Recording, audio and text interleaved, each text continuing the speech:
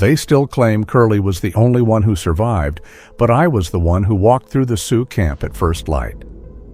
My name is White Man Runs Him, the final Crow scout to lay eyes on Custer alive, and this very ridge was the place they intended for us to die. June 25th, 1876.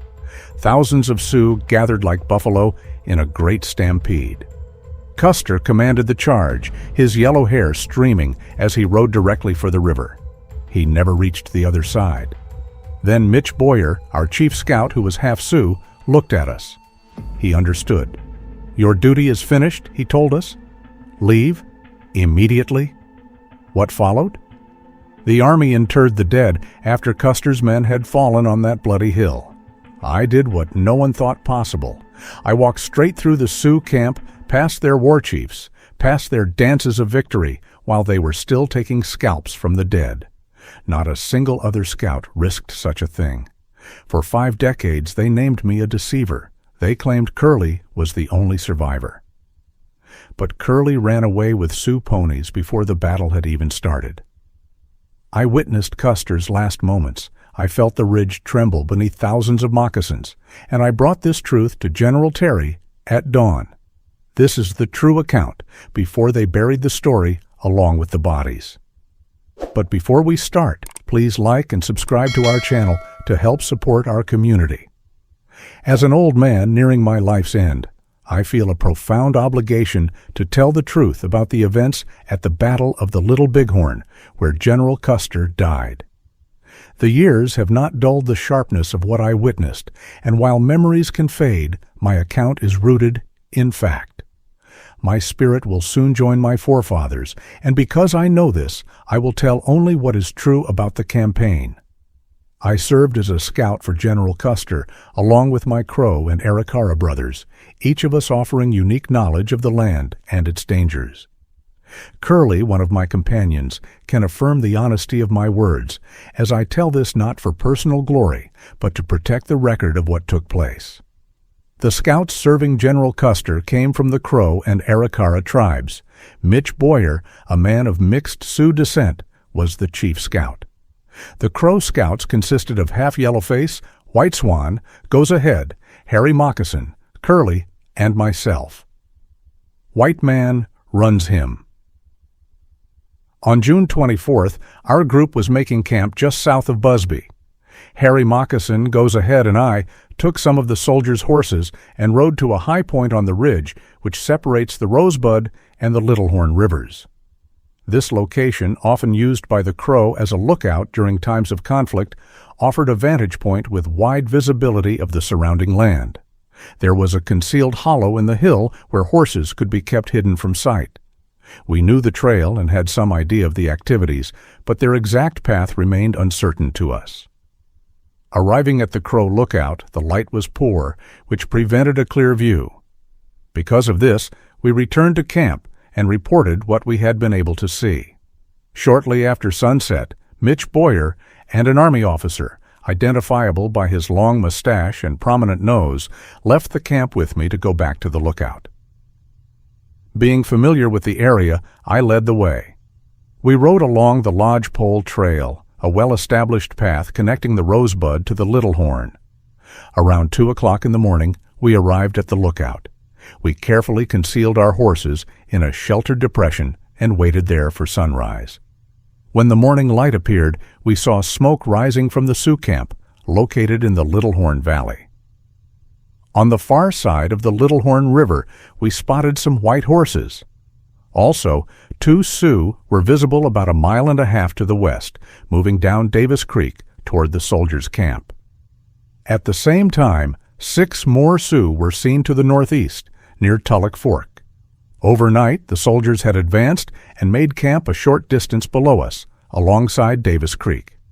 The smoke from their morning cooking fires was visible from our position.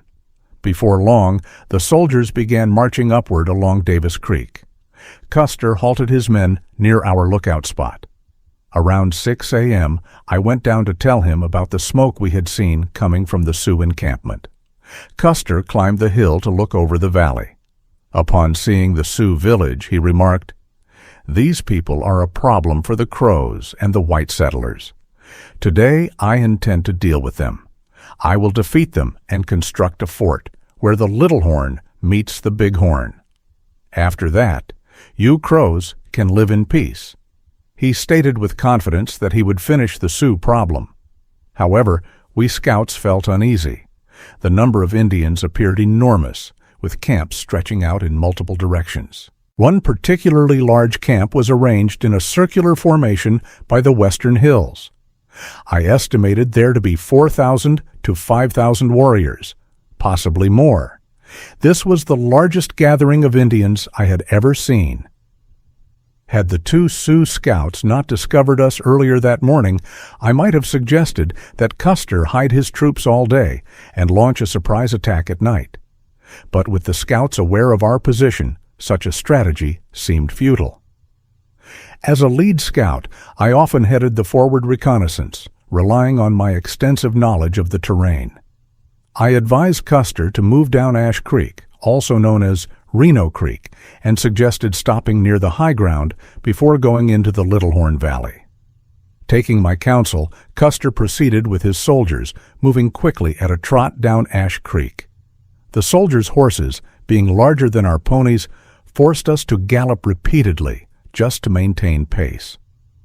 Custer followed the lodgepole trail which tracked the North Fork of Upper Ash Creek. This path connected the Rosebud to Davis Creek, crossing a pass and leading into the North Fork of Upper Ash Creek before descending along Ash Creek toward the Littlehorn River. The route was relatively level, permitting their rapid advance. Approximately 9 miles along the upper fork of Ash Creek, we discovered a lodge containing the body of a deceased Native American. It appeared he may have died from injuries sustained during the fight with General Crook at the Rosebud on June 17th. Custer halted his command on a small flat area about 1¼ miles from the mouth of Ash Creek. He ordered Major Reno to move left toward the Littlehorn River and attack the northern end of the Sioux village. Noticing dust near the creek's mouth, Custer called for Half-Yellowface, the Crow leader, and asked him about its origin. Half-Yellowface proposed, "It looks like the Sioux are running away." But Custer responded, "I will send my left wing south in case the Sioux go that direction." After that, Reno proceeded and crossed the creek just below the flat.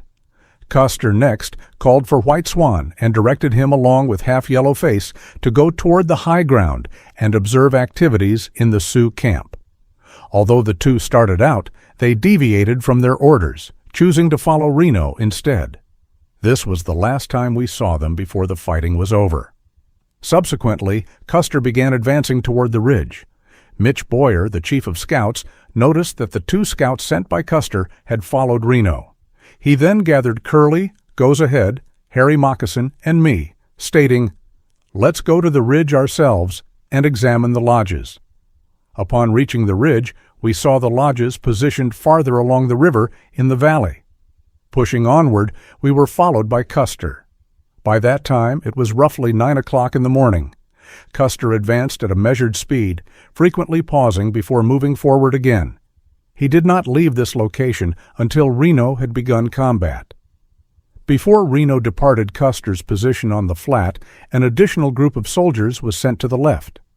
Being well ahead, I could not discern their purpose. Custer and his brother moved to our right and stopped on a small rise while the troops advanced below them. When Custer reached the hilltop, he turned, waved his hat, and received cheers and hat waves from the soldiers below. Custer then continued his path up the ridge, closely followed by his men. Their pace quickened, forcing the scouts to sometimes push their ponies into gallops just to keep up. At a certain point on the ridge, the party turned right and dropped into a ravine heading north. The scouts positioned themselves atop the high bluffs, securing a lookout to survey the Sioux camp below.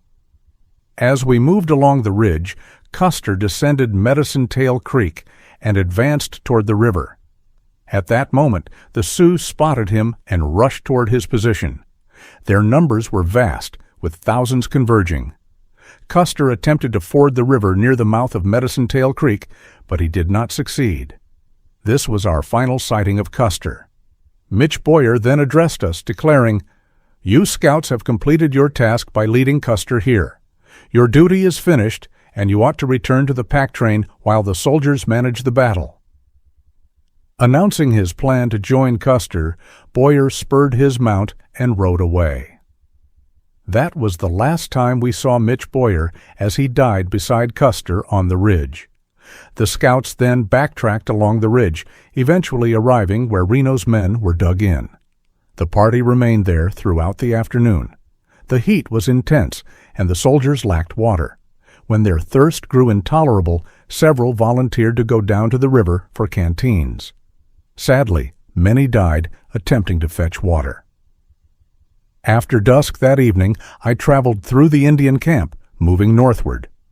By sunrise the next day, I had reached the junction of the Littlehorn and Bighorn rivers.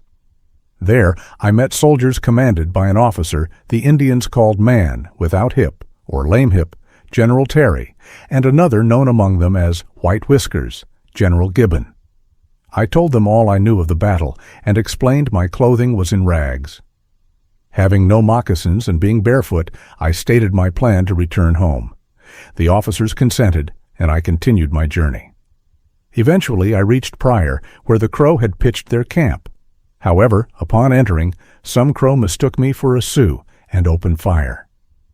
I've often heard assertions that Curly alone survived this fight, but truthfully, Curly saw no combat. Near the time Reno attacked the village, Curly, with some Arikara scouts, drove off a large band of Sioux ponies and departed with them. Per several Arikaras I met later, Curly journeyed with them to where the Rosebud meets the Yellowstone River, known as the Junction. I didn't encounter Curly again until the following fall, finding him in a mountain crow camp near the Yellowstone.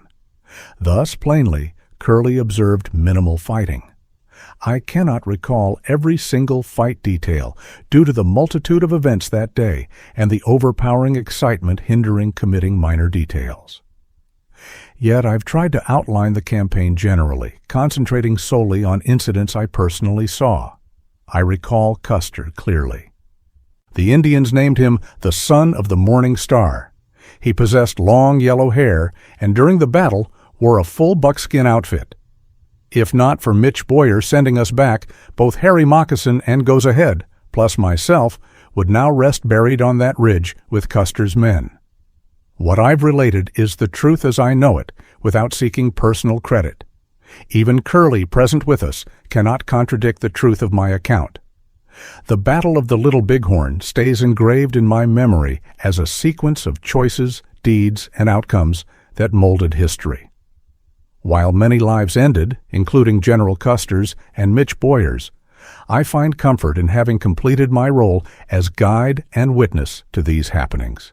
I hope this first-hand account gives you a new perspective on the Battle of Little Bighorn and the Great Sioux War of 1876. Stay tuned for more videos like this. I hope to bring you more first-hand accounts of different battles, so have a great day, and I'll see you next time.